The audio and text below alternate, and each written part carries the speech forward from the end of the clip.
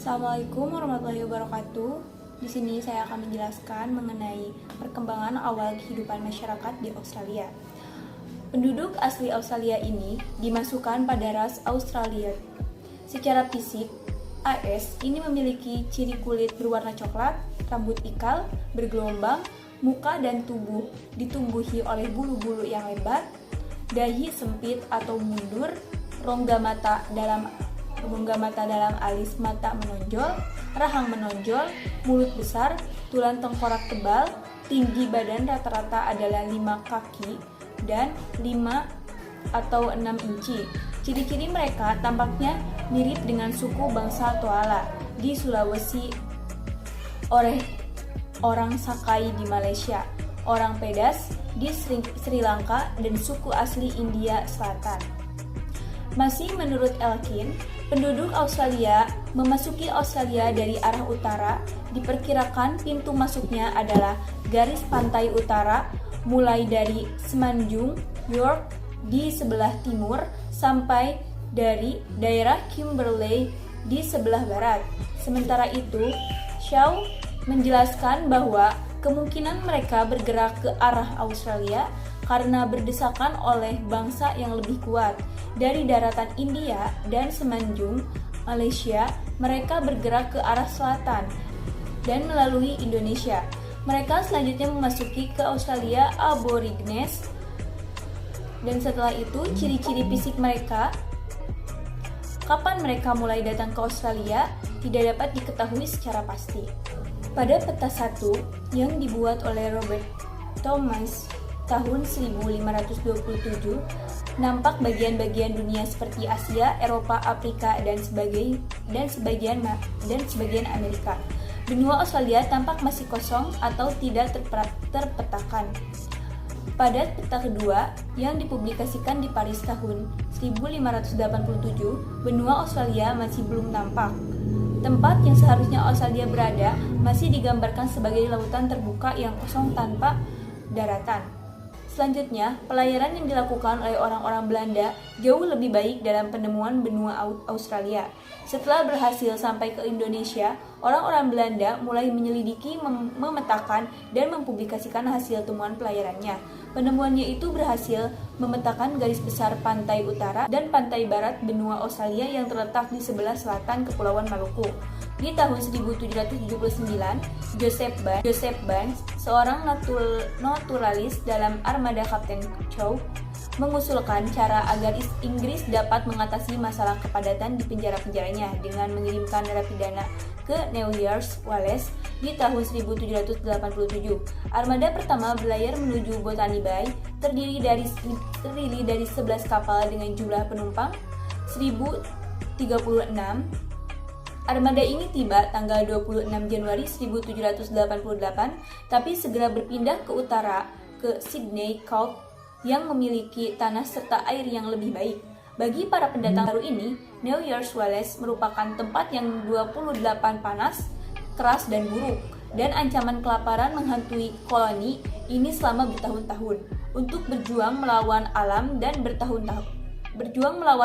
pemerintah yang penuh ketekanan, orang-orang Australia baru ini membentuk sebuah budaya yang kemudian menjadi dasar dari legenda Aus Battle, peta eksplorasi lautan dan pedalaman dalam beberapa dekade kemudian. Datanglah para pemukim bebas yang tertarik ke Australia, tapi penemuan emas di 1850-an lah yang secara permanen mengubah kolonial ini. Terima kasih. Saya Lisayatun Nufus dengan NIM 1908104103 akan memaparkan tentang industrialisasi perkembangan masyarakat Australia sejak kolonialisme oleh Inggris dan negara-negara barat.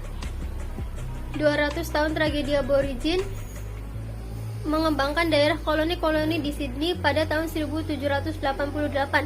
Ada sebanyak 750.000 warga aborigin yang sudah 40 sampai 70.000 tahun menghuni Australia.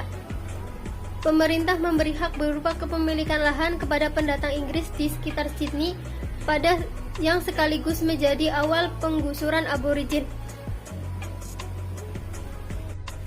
Konflik ini mengakibatkan puluhan ribu kematian aborigin dibandingkan dengan hanya ratusan kematian pendata Inggris atau negara persemakmuran Australia resmi berdiri pada 1 Januari 1901.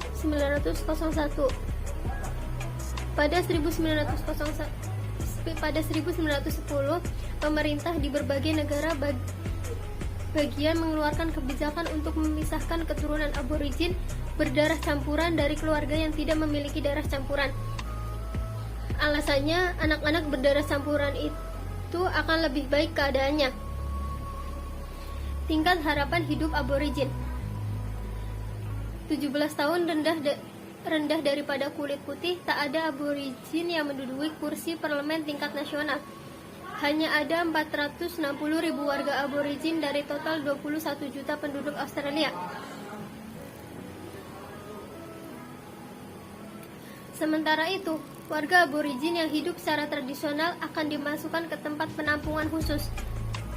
Pada tahun 1967, lewat referendum, Australia memilih agar aborigin diberi hak-hak hukum, termasuk hak memilih dan akhiri diskriminasi yang dinyatakan dalam Hukum 21 tahun 1970. Pemerintah mencabut hukuman yang memberi kuasa pada aparat untuk memisahkan diri anak dari keluarganya. Pada tahun 1976, pemerintah pusat memberi hak hukum kepada aborigin untuk kepemilikan lahan di Northern Territory. Ini adalah sebuah langkah hukum yang berpihak pada aborigin.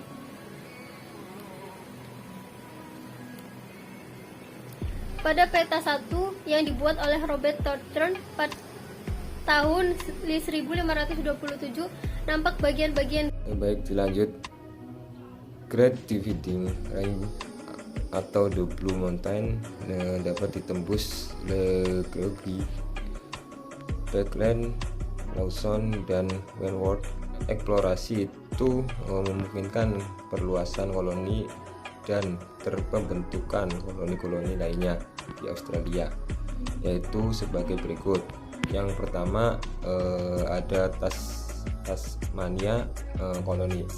Tasmania mulai berkembang dari pemukiman yang dimulai di daerah Sungai Derwent yang kemudian berpusat di Hobart dan di Port Dalrymple, yang kemudian berpusat di Launceston.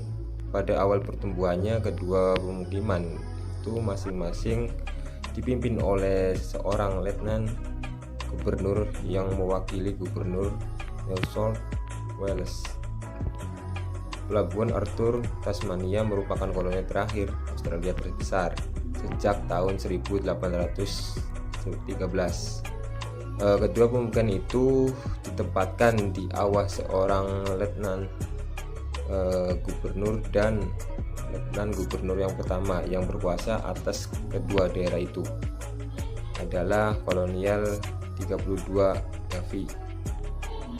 Dengan mendorong kemajuan pertanian serta menjadikan Hobart sebagai pelabuhan bebas khususnya, Davis berusaha menjadikan Tasmania sebagai koloni yang mampu memenuhi kebutuhannya sendiri.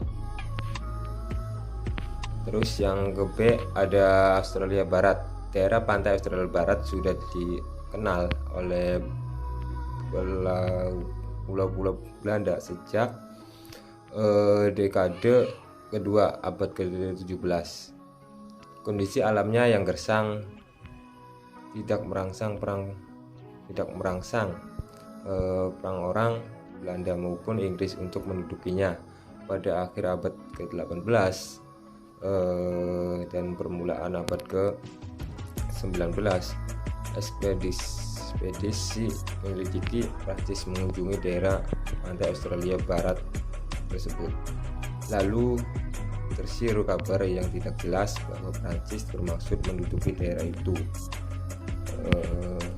Khawatir didahului oleh Prancis dan merasa terlalu jauh harus mengawasi daerah itu dari Sydney, Gubernur Darling mengirim Mayor Lockley mendirikan pos The King Gerson Alban pada tahun 1827. Yang ketiga ada Coastland. Untuk pertama kali Coastland dihuni oleh masyarakat kulit putih pada tahun 1824. Dikemukakannya pemukiman yang baik di Coastland sebagian besar merupakan jasa para penjelajah. John Oxley misalnya menyelidiki daerah Moreton Bay, tempat pemukiman pertama di Coastland. Pada tahun 1827 pemukiman baru di Darling Downs dibuka lagi oleh Alan. Pada mulanya pemukiman Coastland tumbuh dan berkembang sebagai bagian dari New South Wales. Setelah mengalami kemajuan, Coastland menginginkan agar Coastland dipisahkan, dan New South keinginan mereka dikabulkan oleh pemerintah Inggris pada tahun 1859. Terus yang keempat ada Victoria sebagai bagian dari New South. Victoria semula disebut distrik Port Phillip. Kolonis yang mula-mulanya dikirim ke daerah ini adalah 37 rombongan. David Collins yang ditugaskan membuka pemukiman di Toronto.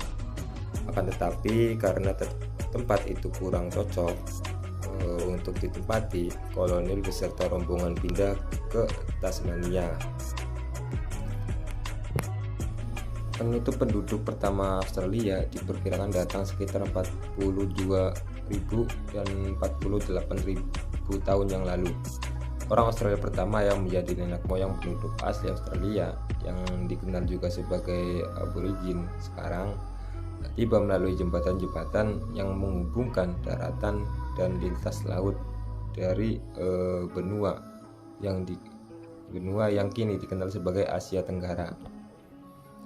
Pada tahun 1770, saat James Cook berlayar menelusuri garis pantai timur Australia, ia menemukannya New South Wales dan menyatakan tanah tersebut milik Inggris.